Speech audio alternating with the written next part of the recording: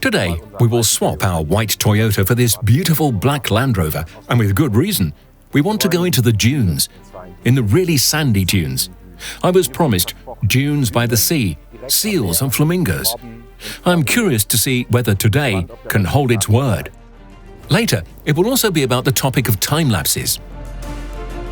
In the meantime, we drove further north from the dead flay to the sea and set up camp in the Delight Hotel in Swakopmund.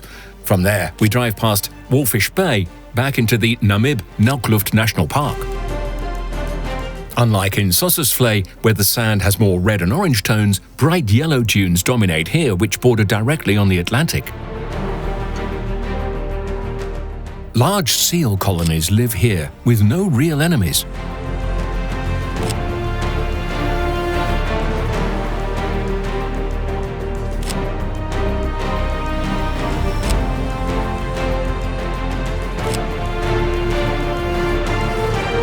Large swarms of pelicans and flamingos can also be photographed here.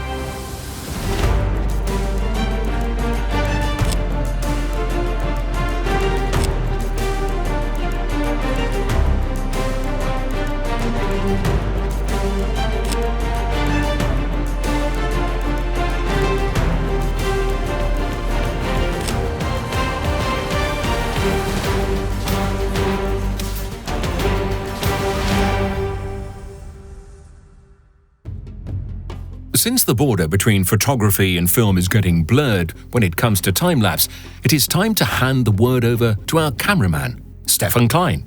Time-lapse is the first step towards creating moving images. What is a time-lapse? A time-lapse is a combination of 25 frames per second, which I can then play in a timeline, essentially a film. Today, I would like to show you a few aspects to tell you how you can shoot a time-lapse and how you can improve it even more. First question, what is a time-lapse for? A time-lapse is there to show a change over a period of time. For example, we can show this landscape behind me in the background at sunset. We can do this simply from the top of a tripod. We can put a camera on top and see the change happening. But we can also upgrade the whole time-lapse a bit by putting it on a camera slider, for example. The camera will move over the period and give the whole thing a completely different level of depth and movement. The second question we have to ask ourselves in the whole subject of time-lapse is, what do I actually need to make a time-lapse? The first thing I just mentioned is the tripod. That's mandatory. We have to make sure that the camera is as stable as possible, because every bit of shake will destroy our time-lapse. The second thing, again mandatory, we have to make sure that we have enough power for the camera to cover the period and that the memory card will have enough space. In other words, we want to avoid that the time-lapse suddenly stops in the middle and we don't get the sunset. Then we need a so-called intervalometer. This is a small device that tells the camera to take a picture every 5 seconds. We then have to prepare the camera so that it can take a time-lapse. That means focus on manual. We want to avoid the camera looking for a new focus point for each picture. Image stabilization off, because otherwise every image would be stabilized differently by the camera. And then we can adjust the exposure. For example, we can set the exposure to manual. This means that we just use one specific exposure and the change in light can present itself over time. Or we can go to the aperture, program or ISO automatic mode, which we can use to show how the scenery changes in the light. We will always have a perfect exposure, but we will show how the light changes as a result. You may recognize this from the time-lapse where we start with the sun and end with the stars. Other aspects that we have to look at when we are doing time-lapse is the question, do we have shaky elements in the foreground? Things like these shrubs. If they wiggle in the wind with short exposure times, it looks totally uneasy and we don't want to have that in the time-lapse because it just doesn't give us a nice shot. The last question I have to ask myself is, how many pictures do I want to take? And how long do I actually want to have the sequence? This allows you to calculate how many photos you have to take and at what intervals you have to take them. We have a recommendation for everyone who wants to dig into the topic even more intensively. Gunther Wegner, our partner of the Colourclass Namibia, has launched a new ebook in which he covers the topic and explains everything about time-lapse in detail.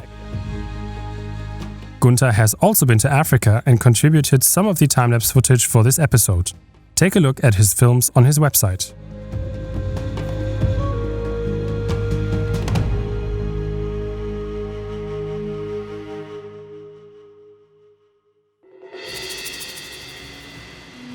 On the coast, we saw some large animals like seals, flamingos and pelicans.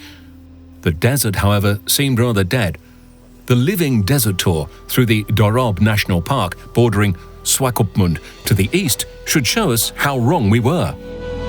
Without the trained eye of our guide Chris, we would have simply overlooked countless animals. Here, for example, this sensationally well-camouflaged Namibian viper, also known as a sidewinder snake.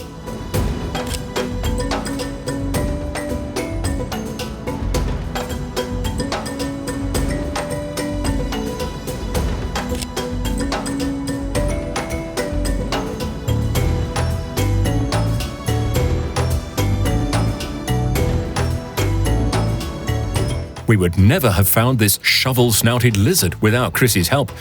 We apologized for the disruption with a few mealworms.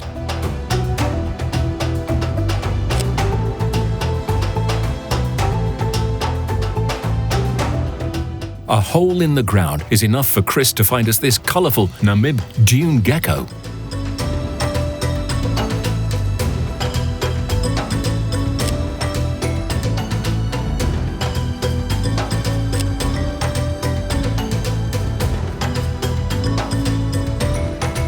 In order to leave as few traces as possible in the desert, we continue on in a single line to find a very old chameleon that is said to live nearby.